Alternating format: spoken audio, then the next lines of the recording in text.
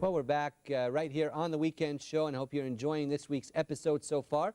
Right now, we're going to get to our first guest this evening that we have with us. We have with us Dari AlHuwail, who is a member of the Kuwait dive team, Guardians of the Sea. Dari, we'd like to welcome you to our program tonight. Thank you, Tariq. Thank you. It's our pleasure for having you this evening on the program. And first off, maybe you could tell us a little bit, our audience may be familiar, but for those who are not familiar, a little bit about the Kuwait dive team and what you're all about and how many members and so on. General idea, please. Definitely. Well, first of all, thank you so much for hosting me and for the program's really hospitality every time. We've been coming, for so long, so thank you. And then Kuwait Dive Team is really a group of Kuwaiti volunteers that have dedicated themselves to protect and rehabilitate the marine environment and to also spread the environmental awareness around the globe. So not only in Kuwait, but our target is the entire world, hopefully. We started in 1986, and it was a small group of volunteers, and we've been growing ever since. We have many, many projects that we've been involved in, both on land and on the water as well. Okay, well, a lot of things that we're going to get to this evening on the program. I know the team has been very busy. You recently, the Kuwait Dive Team, participated in activities outside the state of Kuwait. You visited the Dive Show 2010 that took place at Birmingham in the UK. How was that show?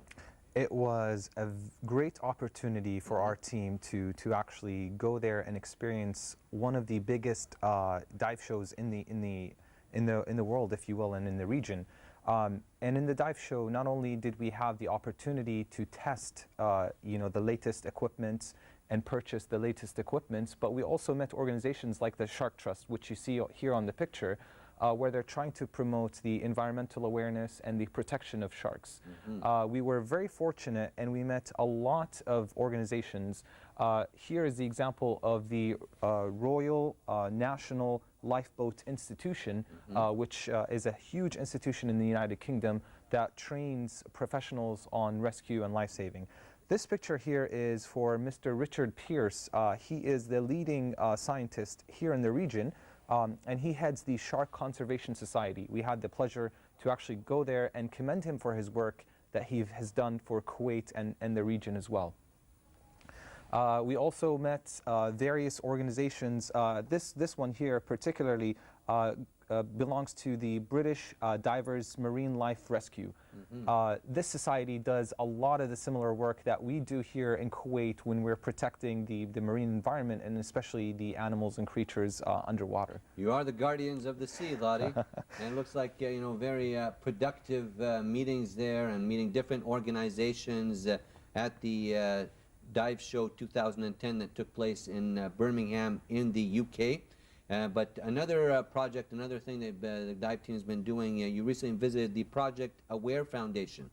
Tell us a little bit about that and their efforts, please, Dari. So we went to, as part of extending our collaboration worldwide with organizations that do similar work like what we do here in Kuwait, we met with Miss Susan Playdill and Miss Domino Albert at the Project Aware Foundation in Bristol in the UK.